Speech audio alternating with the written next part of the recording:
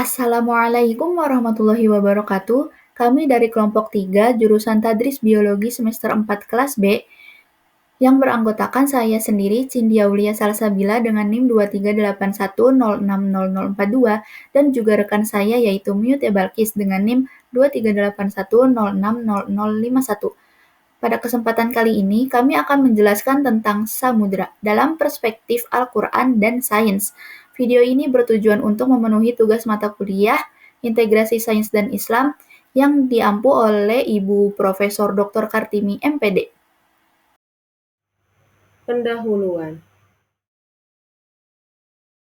Perspektif laut dalam Al-Quran. Dalam Al-Quran terdapat dua istilah samudra. Yang pertama yaitu al-yam, merujuk pada sungai yang sangat besar. Selanjutnya yaitu al-bahr, digunakan untuk menggambarkan laut secara umum.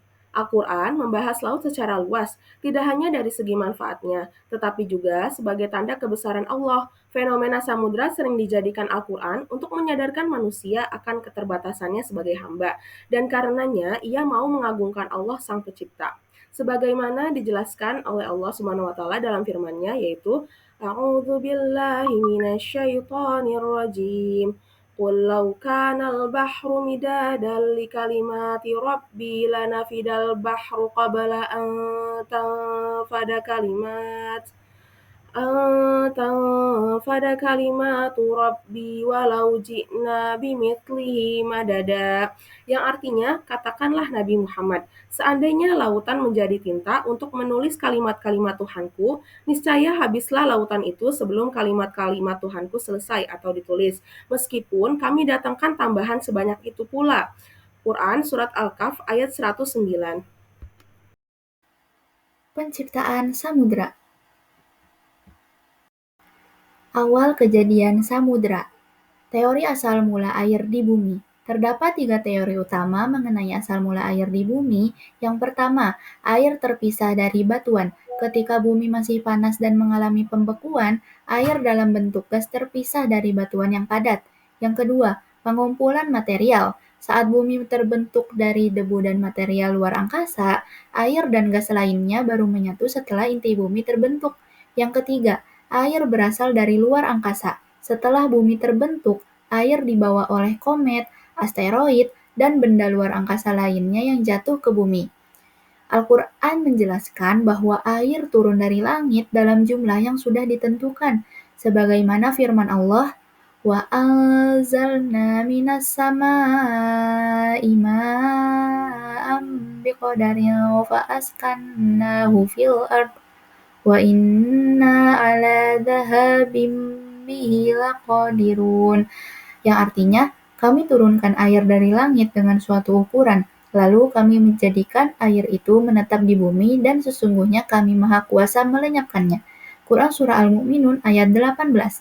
Wahyu ilahi menyatakan bahwa semua kehidupan berasal dari air atau zat cair, yang berarti air sudah ada sebelum makhluk hidup muncul di bumi. Semua makhluk hidup membutuhkan air untuk bertahan hidup, sebagaimana dijelaskan dalam surah Al-Anbiya ayat 30, yang artinya, apakah orang-orang kafir tidak mengetahui bahwa langit dan bumi, keduanya, dahulu itu menyatu, kemudian kami memisahkan keduanya, dan kami menjadikan segala sesuatu yang hidup berasal dari air. Maka, tidakkah mereka beriman? Selanjutnya ada proses pembentukan laut. Tahap pertama yaitu pembentukan laut awal. Bumi terkena tumbukan meteorit besar, termasuk yang sebesar planet Mars, menyebabkan permukaan bumi menjadi cair dan sangat panas. Air hanya ada dalam bentuk uap karena suhu yang sangat tinggi, membentuk atmosfer yang penuh dengan uap air dan juga karbon dioksida. Tahap kedua yaitu ada efek rumah kaca. Atmosfer penuh dengan uap air dan karbon dioksida, menahan panas dan menjaga permukaan bumi tetap panas serta meleleh. Secara perlahan, bumi itu mulai mendingin dan permukaan terluarnya membeku, sehingga membentuk kerak bumi yang pertama. Kerak bumi ini membantu menahan panas dari dalam bumi agar tidak langsung terlepas ke atmosfer. Hal ini dapat mempercepat pendinginan bumi. Tahap yang ketiga yaitu kondensasi dan hujan lebat. Pendinginan cepat di atmosfer ini memungkinkan uap air berubah menjadi air. Terjadi hujan lebat terus-menerus, yang menyebabkan banjir besar yang membentuk samudra dalam waktu sekitar 1000 tahun. Samudra yang terbentuk ini masih terlalu panas untuk kehidupan, karena suhu atmosfer masih sekitar 329 derajat Celcius, tetapi hujan terus-menerus dapat membantu mendinginkan bumi secara bertahap. Tahap yang keempat yaitu perkembangan makhluk hidup. Makhluk hidup pertama atau extremophils muncul, dapat bertahan hidup di suhu ekstrim antara 80 sampai 110 derajat Celcius. Penurunan karbon dioksida dalam atmosfer dapat membantu mendinginkan bumi lebih lanjut. Terbentuknya batuan karbonat menunjukkan adanya siklus karbon yang mengurangi tekanan atmosfer dan memungkinkan kehidupan di laut. Selanjutnya yaitu Pangea terpecah. Jagat raya termasuk samudra terbentuk melalui proses yang sangat panjang dan juga rumit. Pembentukannya itu tidak terjadi secara instan, tetapi melalui tahapan-tahapan geologi yang kompleks selama jutaan tahun lamanya. Awalnya, permukaan bumi itu hanya terdiri dari satu benua besar berbentuk seperti bulan sabit yang membentang di sepanjang khatulistiwa. Benua ini disebut Pangea, serta terdiri dari satu lautan luas yang mengelilinginya, yaitu disebut Pantalasa. Sekitar 250 juta tahun yang lalu, terbentuk celah di tengah Pangea yang membentuk laut baru. Celah ini kemudian dinamai Laut Tethys dan menjadi awal dari perpecahan benua besar Pangea. Pangea kemudian pecah menjadi beberapa lempeng benua yang bergerak ke arah yang berbeda. Jika ke utara namanya benua Laurasia, jika ke selatan yaitu benua Gondwana. Gerakan lempeng ini menyebabkan terbentuknya samudra-samudra baru, seperti Samudra Atlantik dan juga Samudra Hindia. Beberapa laut yang pernah ada akhirnya itu menghilang, misalnya Laut Tethys. Saat ini hanya tersisa sebagai sisa-sisa laut dan danau besar, seperti Laut Tengah, Laut Hitam, Laut Kaspia, dan juga Laut Aral. Samudra Pasifik adalah bagian dari lautan purba Pantalasa yang tetap ada hingga sekarang. Sementara wilayah Samudra Hindia dan Indonesia dahulu merupakan bagian dari Laut Tethys.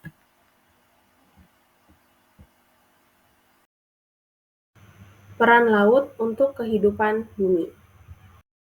Laut sebagai sumber kehidupan. Yang pertama yaitu laut berfungsi sebagai sumber utama daur air yang sangat penting untuk kehidupan di daratan. Yang kedua, proses penguapan air laut menjadi hujan, mendukung pertumbuhan tanaman, dan menyediakan air bagi makhluk hidup. Yang ketiga, kehidupan dimulai di laut atau pada lingkungan yang dipengaruhi laut. Karena pada waktu tersebut permukaan daratan baru berupa batuan telanjang yang baru membeku. Salah satu contohnya yaitu mikrofosil tubular yang ditemukan berumur 3,4 miliar tahun dari Australia Barat. Laut sebagai sumber utama daur air. Laut berperan sebagai penyimpanan air terbesar di bumi, menyimpan sekitar 97% dari total air. Daur air memungkinkan perpindahan air dari laut ke atmosfer, turun sebagai hujan, lalu kembali ke laut melalui sungai dan air tanah. Proses ini digerakkan oleh energi matahari yang menyebabkan penguapan air laut, pembentukan awan, dan turunnya hujan. Selain itu, daur air juga membantu menyeimbangkan suhu antara daratan dan lautan, serta menjaga kestabilan iklim. Beberapa dampak penting dari daur air adalah yang pertama, pembentukan ekosistem darat setelah batuan mengalami pelapukan dan tanah mulai terbentuk. Yang kedua yaitu erosi dan sedimentasi yang mengubah bentuk daratan, membentuk lembah, dataran rendah, dan bentang alam lainnya. Yang terakhir, penyebaran kehidupan di bumi karena air tersedia di berbagai tempat, memungkinkan manusia, hewan, dan tumbuhan berkembang. Laut sebagai pengatur iklim global. Laut dan atmosfer merupakan sistem yang saling terkait. Laut berperan sebagai pengatur iklim global. Interaksi antara laut dan atmosfer yang terjadi di ekuator Samudra Pasifik dikenal dengan ENSO atau El Nino Southern Oscillation dan La Nina Southern Escalation.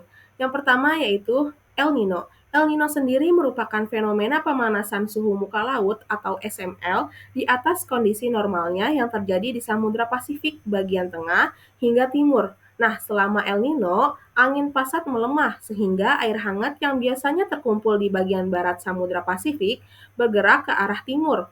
Sistem monsun di Asia Tenggara dan Australia cenderung melemah sehingga berdampak pada pola hujan dan musim tanam.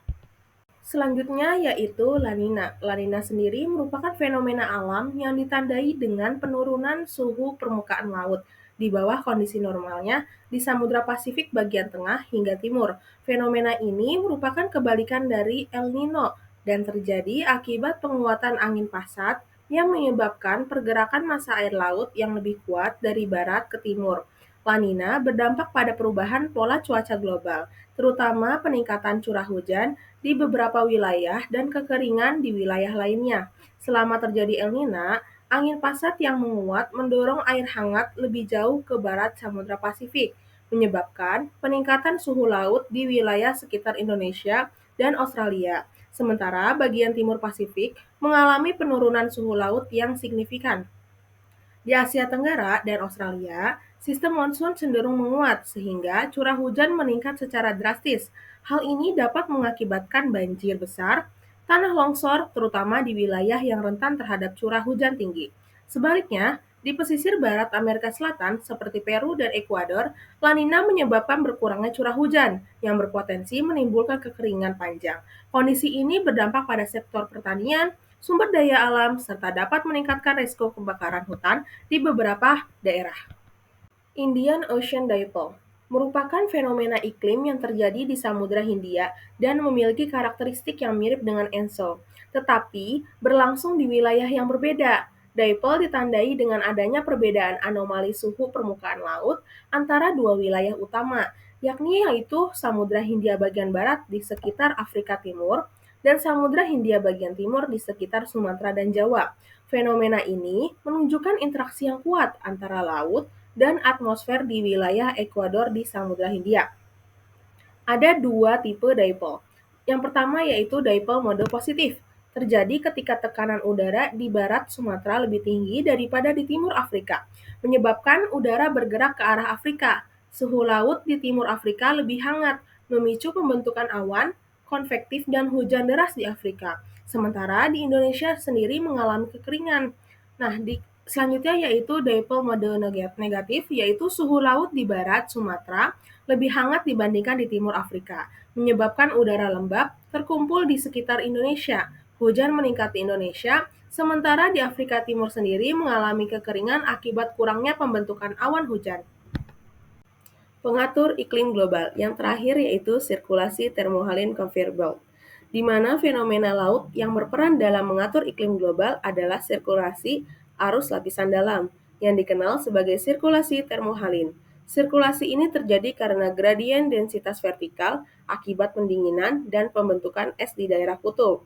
Sirkulasi termohaline ini merupakan bagian dari Global Conveyor Belt, yaitu sistem transport panas global yang memadukan sirkulasi arus permukaan hangat dan arus permukaan dingin, melanjutkan siklus peredaran panas global. Sistem ini penting untuk menjaga keseimbangan temperatur dan mempengaruhi pola iklim secara global.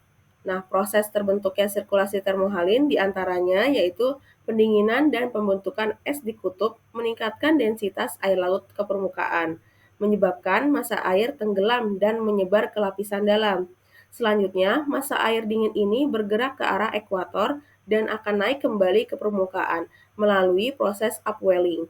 Dan yang terakhir, di ekuator, pemanasan mengurangi densitas air, menyebabkan air di permukaan bergerak ke kutub dan melengkapi siklus sirkulasi termohaline. Laut sebagai tanda kemahakuasaan Allah. Batas dua laut. Pertemuan antara laut asin dan air tawar merupakan salah satu fenomena unik yang tetap menjaga karakteristik dari masing-masing tanpa tercampur. Nah, setiap lautan dipisahkan oleh suatu batas alami yang disebut dengan firn. Pemisah ini memungkinkan setiap lautan dapat mempertahankan sifat khasnya, seperti pada kadar berat jenis, kadar garam, biota laut, suhu, dan kemampuannya dalam melarutkan oksigen. Secara ilmiah, batas antara dua laut dapat berupa batas horizontal, yang dimana ketika satu massa air laut berada di atas massa air laut lainnya. Dan yang terakhir ada batas vertikal, yaitu di mana ketika dua massa air laut berada secara berdampingan.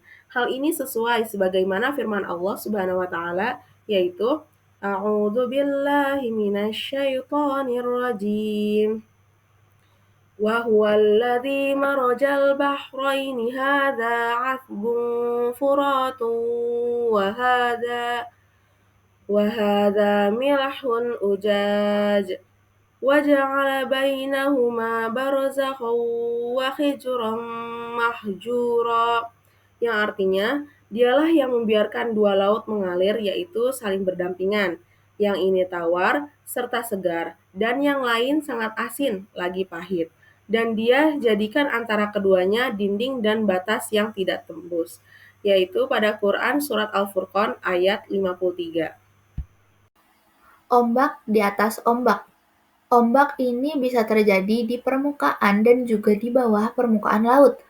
Yang pertama ada ombak permukaan atau wind waves. Ombak ini disebabkan oleh angin yang mentransfer energi ke laut. Ombak ini terbagi menjadi dua, yaitu sea dipengaruhi oleh angin dan juga swell tidak dipengaruhi oleh angin dan menjalar ke pantai. Yang kedua ada ombak internal atau internal waves. Ombak ini terbentuk di bawah permukaan laut akibat perbedaan densitas air. Contohnya terjadi di estuari, saat aliran air tawar dari sungai itu bertemu dengan air asin dari laut. Ombak ini juga bisa terjadi di laut dalam akibat arus pasang surut yang melewati bukit bawah laut atau sill. Api di bawah dasar laut. Fenomena alam seperti aktivitas hidrotermal di dasar laut merupakan salah satu peristiwa langka yang terjadi akibat proses geologi dinamis, seperti pergerakan lempeng tektonik serta naiknya magma pijar di punggungan tengah samudra. Aktivitas ini tidak hanya menghasilkan mineral berharga seperti emas, tembaga, dan seng, tetapi juga menciptakan ekosistem unik yang bertahan dalam kondisi ekstrim melalui proses kemosintesis. Menariknya, fenomena ini telah disebutkan dalam surah At-Tur ayat 6 yang menyatakan, "Dan laut yang di dalam tanahnya ada api," memperlihatkan bagaimana Al-Quran mengisyaratkan tanda-tanda kebesaran Allah yang baru dipahami seiring dengan kemajuan ilmu pengetahuan dan teknologi. Laut yang berlapis-lapis. Air laut tidak homogen karena memiliki perbedaan densitas dari permukaan hingga dasar laut. Densitas air laut dipengaruhi oleh temperatur, salinitas, dan juga tekanan. Perbedaan ini menyebabkan laut terstratifikasi atau berlapis-lapis. Berdasarkan temperaturnya, laut terbagi menjadi tiga, yaitu mixed layer, temperatur konstan, thermocline layer, temperatur berkurang dengan cepat, dan deep layer, temperatur berkurang dengan lambat. Berdasarkan salinitas juga terbagi menjadi tiga, mixed layer, salinitas konstan, halocline layer, salinitas bertambah atau berkurang, deep layer, salinitas berkurang secara perlahan. Berdasarkan densitas juga terbagi menjadi tiga, mixed layer, densitas konstan, pinocline layer, densitas bertambah dengan cepat, deep layer, densitas berkurang dengan lambat. Berdasarkan cahaya, laut terbagi menjadi tiga, yaitu euphoric sunlight zone dengan kedalaman 0 sampai 80 meter, artinya laut ini cukup cahaya. Despotic twilight zone dengan kedalaman 80 sampai 200 meter, artinya laut ini kekurangan cahaya. Yang ketiga, apoptic midnight zone dengan kedalaman lebih dari 200 meter, artinya itu tidak ada cahaya sama sekali atau gelap gulita di dalam laut tersebut. Inilah yang diungkapkan dengan gelap gulita yang berlapis-lapis dalam firman Allah pada surah An-Nur ayat 40. Laut sebagai rahmat Allah. Sumber penghidupan manusia. Yang pertama yaitu sebagai sumber ekonomi. Laut menyediakan sumber kehidupan dan menjadi jalur transportasi utama untuk perdagangan antar wilayah. Pesisir bukan hanya sebagai tempat tinggal, tetapi juga sebagai pusat ekonomi dengan sumber daya alam yang sangat berlimpah. Banyak masyarakat pesisir yang bergantung pada laut sebagai sumber mata pencaharian selama berabad-abad. Yang kedua yaitu sebagai sumber pangan. Laut memiliki kekayaan alam yang melimpah, tidak hanya ikan, tetapi juga mineral, tambang, dan bahan obat-obatan.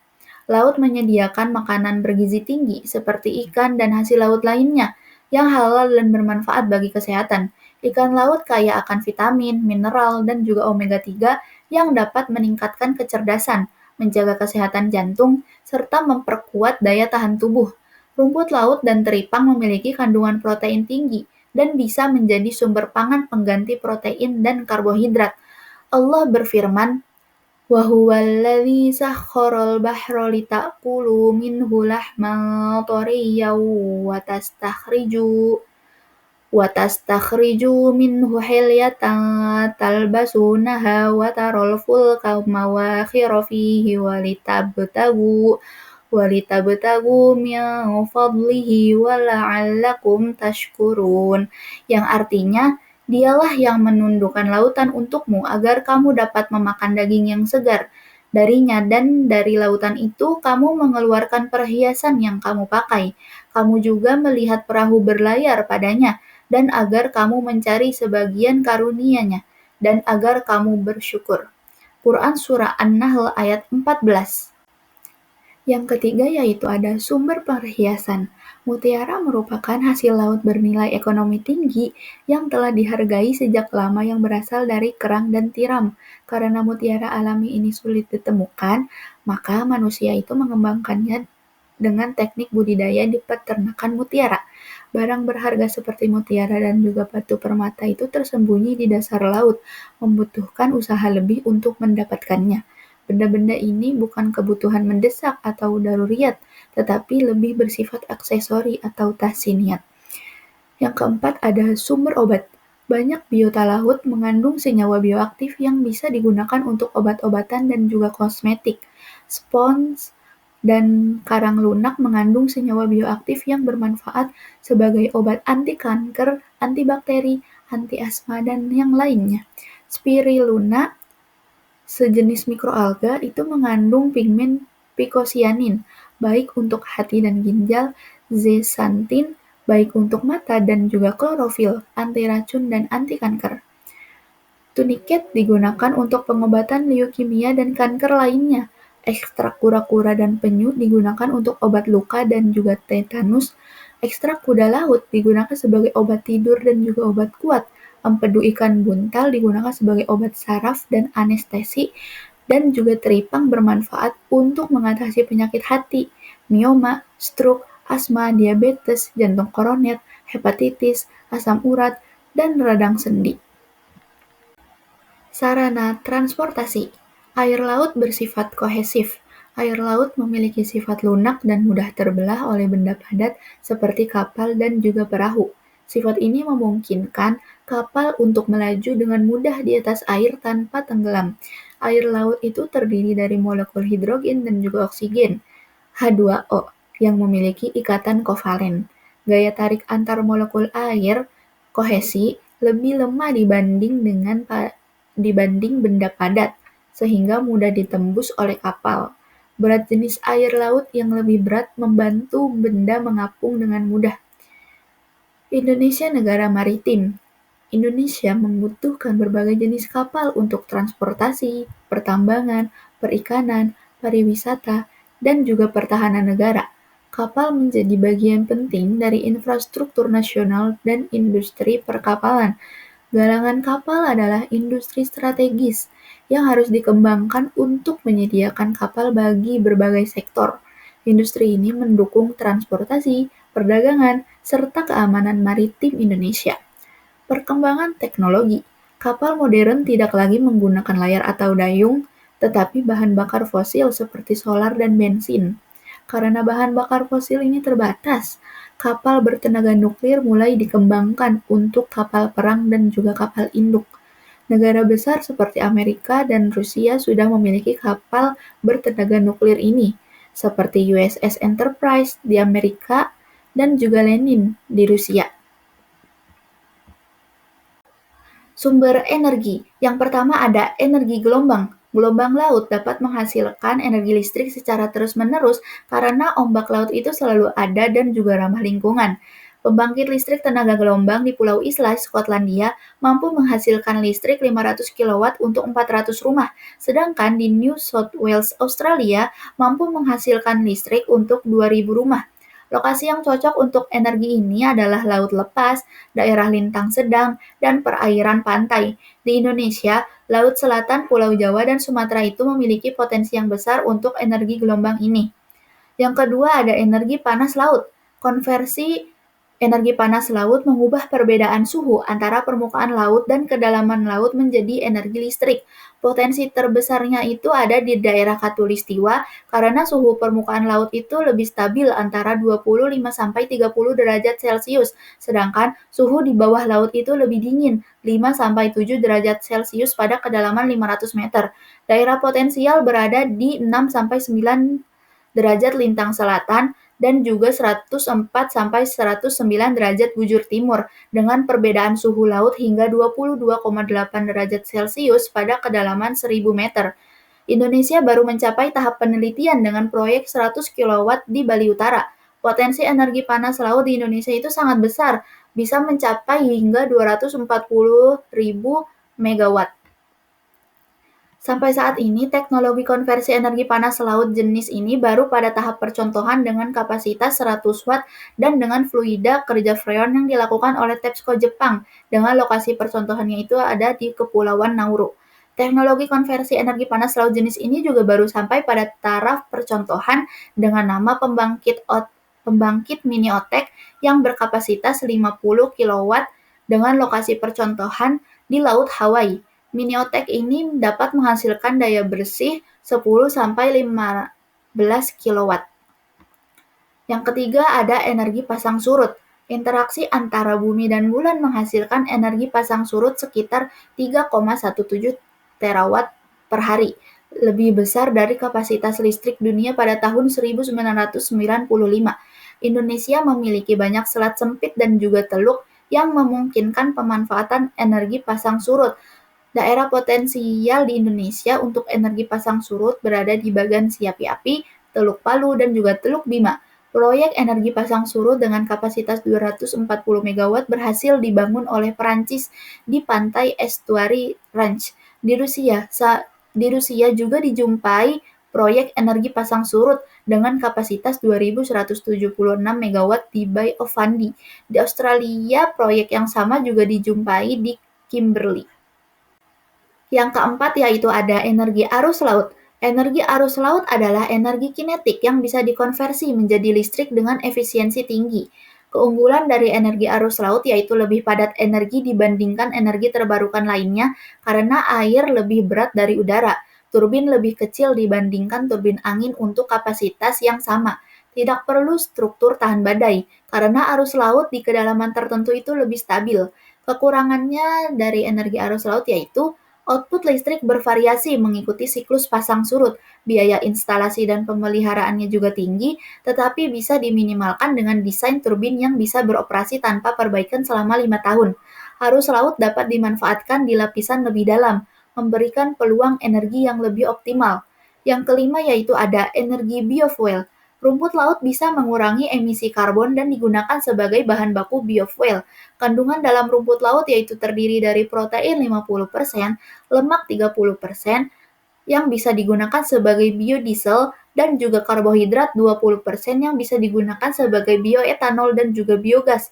Norwegia menggunakan laminaria untuk bioetanol, sementara Jepang menggunakan ulva dan laminaria untuk biogas. Indonesia memiliki 2/3 wilayah laut dan garis pantai sepanjang 81.000 km, menjadikannya ideal untuk budidaya rumput laut. Indonesia bekerja sama dengan Korea Institute of Industrial Technology untuk budidaya rumput laut jenis Gelidium sp sebagai bahan biodiesel. Menurut data dari Inha University Korea, 1 hektar rumput laut itu dapat menghasilkan 58.700 liter biodiesel dengan asumsi kandungan minyaknya 30%. Bencana kelautan. Laut sebagai potensi bencana. Laut memiliki peran penting bagi kehidupan manusia sebagai sumber mata pencaharian, jalur transportasi, wilayah pariwisata, dan inspirasi dalam berbagai aspek kehidupan. Namun, di balik manfaatnya, laut juga menyimpan potensi bencana seperti badai, gelombang besar, abrasi pantai, dan tsunami yang dapat merusak lingkungan dan kehidupan manusia. Sebagian bencana ini terjadi secara alami, tetapi banyak juga yang disebabkan oleh ulah manusia, seperti penghancuran hutan bakau yang memperparah abrasi, pencemaran laut akibat pembuangan sampah, dan limbah industri yang merusak ekosistem pesisir, serta penebangan hutan yang menyebabkan erosi dan pendangkalan pantai. Sebagaimana Allah telah memperingatkan dalam surat Ar-Rum ayat 41. A'udzu billahi minasyaitonir rajim. Dhaharal fasadu fil barri wal bahri bima kasabat aydin nasi liyudhiqahum ba'dalladzi 'amilu la'allahum yarji'un, yang artinya telah tampak kerusakan di darat dan di laut disebabkan karena perbuatan tangan manusia. Allah menghendaki agar mereka merasakan sebagian dari akibat perbuatan mereka, agar mereka kembali ke jalan yang benar. Quran Surat Ar-Rum ayat 41. Gelombang badai. Gelombang badai merupakan gelombang panjang yang kecepatan penjalarannya sangat bergantung pada kedalaman perairan. Gelombang ini diakibatkan oleh badai yang memiliki kecepatan tinggi dan akibat tekanan atmosfer yang rendah. Badai yang merembus ke arah pantai dapat mengangkat permukaan laut di pantai sehingga dapat menggenangi kawasan pesisir. Badai yang bergerak menuju daratan menyebabkan perpindahan pusat tekanan rendah, yang memicu gelombang laut merambat ke pantai. Saat mendekati pantai, gelombang ini meningkat tinggi akibat pendangkalan. Di lepas pantai, badai menyebabkan kenaikan muka laut yang disebut storm surge. Jika storm surge terjadi bersamaan dengan pasang tinggi, maka ketinggian muka laut semakin meningkat disebut storm tide. Gelombang yang bergerak di atas storm tide dapat mencapai wilayah pesisir, merusak bangunan, serta infrastruktur. Gelombang badai ini bisa mencapai 4 hingga 5 meter atau lebih dengan daya rusak yang sangat besar. Selanjutnya kita masuk ke tsunami. Tsunami sendiri ialah gelombang panjang yang terbentuk akibat adanya perubahan dasar laut atau perubahan badan air yang terjadi secara tiba-tiba dan impulsif akibat gempa bumi, letusan gunung api yang ada di bawah laut, longsoran bawah laut, dan lain sebagainya. Kecepatan gelombangnya bisa mencapai 500 hingga 1000 km per jam di laut dalam dan meningkat ketinggiannya saat mencapai pantai akibat efek soling. Allah menggambarkan kondisi laut yang sangat meluap yang dapat dikaitkan dengan fenomena tsunami, yaitu pada surat Al-Infitor ayat 3 yang berbunyi, A'udzu billahi minasyaitonir rajim. Wa idzal biharu fujjirat, yang artinya apabila laut diluapkan. Quran surat Al-Infitor ayat 3. Salah satu bencana tsunami yang paling terkenal yaitu bencana yang terjadi di Aceh pada tahun 2004. Erosi pantai dan pencemaran. Yang pertama yaitu erosi pantai. Erosi pantai sendiri adalah mundurnya garis pantai akibat terkikis gelombang dan arus laut. Erosi pantai lebih banyak diakibatkan oleh ulah manusia. Beberapa penyebab utama dari erosi pantai diantaranya yaitu 1. Pengambilan terumbu karang secara berlebih. Pengambilan terumbu karang secara berlebih menyebabkan hilangnya pelindung alami pantai, terutama pada terumbu karang yang seharusnya berfungsi merendam energi gelombang sebelum mencapai daratan. Yang kedua ada alih fungsi hutan mangrove. Alih fungsi hutan mangrove menjadi tambak ikan dan udang yang berlebihan, menghilangkan sistem akar yang kuat yang seharusnya mampu menahan pukulan gelombang. Yang ketiga yaitu pembangunan infrastruktur justru mempercepat abrasi di sekitar pantai. Yang keempat ada pemanasan global, dan yang terakhir ada perubahan iklim yang tidak dapat diprediksi. Selanjutnya yaitu ke pencemaran laut. Pencemaran laut adalah maksudnya bahan pencemar seperti limbah padat, cair, dan gas ke wilayah laut yang menyebabkan perubahan sifat fisik, kimia, dan geologi lingkungan laut. Pencemaran ini paling banyak terjadi di sekitar muara dan pesisir kota-kota besar terutama akibat aktivitas manusia. Sumber pencemaran laut diantaranya yaitu, pertama ada limbah industri, seperti bahan kimia dan logam berat, banyak dibuang ke laut tanpa pengolahan yang memadai. Yang kedua ada limbah domestik dari rumah tangga, berupa sampah anorganik maupun organik, serta limbah deterjen. Yang ketiga ada limbah pertanian, seperti pupuk dan pestisida yang terbawa aliran air ke sungai lalu ke laut. Dan yang terakhir ada limbah padat, misalnya plastik, kayu, dan kaleng yang sering terlihat mencemari pantai dan laut terbuka. Bencana iklim. Yang pertama ada kekeringan. Kekeringan adalah kesenjangan antara ketersediaan air dan kebutuhan air yang bisa terjadi di daerah dengan curah hujan yang tinggi. Sementara itu, ariditas adalah kondisi iklim yang tetap yang ditandai oleh curah hujan yang rendah secara umum. Nah, kondisi kering terjadi karena gabungan antara curah hujan yang rendah serta tingkat penguapan yang sangat tinggi. Tanda dan penyebab kekeringan diantaranya yaitu dimulai dari berkurangnya curah hujan dan air tanah, lalu disebabkan oleh subdudensi di daerah bertekanan tinggi. Lalu turunnya udara ini akan menghambat pembentukan awan, yang menyebabkan kelembapan akan rendah dan curah hujannya menjadi minim. Selanjutnya yaitu ada banjir. Banjir merupakan bencana alam yang terjadi ketika suatu daerah mengalami kelebihan air dalam waktu tertentu, hingga menyebabkan wilayah tersebut tergenang. Nah, penyebab utama banjir adalah curah hujan serta aktivitas manusia yang berkontribusi besar terhadap peningkatan resikonya. Jenis dan penyebab banjir ada banyak, di antaranya yaitu banjir karena hujan, yang umumnya sangat terjadi di Indonesia dan diperparah oleh sistem drainase. Lalu banjir rob, yaitu banjir akibat pasang laut, tsunami, dan badai. Nah, biasanya terjadi di daerah pesisir rendah seperti Muara Angke di Jakarta dan Semarang.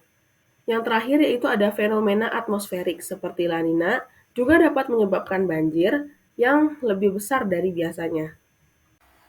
Dari penjelasan yang telah dipaparkan dapat ditarik kesimpulan bahwa samudra adalah tanda nyata dari kebesaran dan kekuasaan Allah yang tidak hanya menakjubkan dari segi penciptaannya, tetapi juga memberikan manfaat besar bagi kehidupan manusia. Ia menyediakan makanan, jalur transportasi, bahan kebutuhan hidup, serta berperan penting dalam siklus air dan juga keseimbangan alam. Air laut juga suci dan dapat digunakan untuk bersuci. Namun, kekuatannya juga bisa menjadi bencana jika tidak dijaga dengan baik. Oleh karena itu, manusia diingatkan untuk menjaga kelestarian laut sebagai amanah dari Allah demi kebaikan semua makhluk dan generasi mendatang. Sekian penjelasan dari kami, semoga videonya bermanfaat. Terima kasih telah menyaksikannya sampai akhir. Wassalamualaikum warahmatullahi wabarakatuh.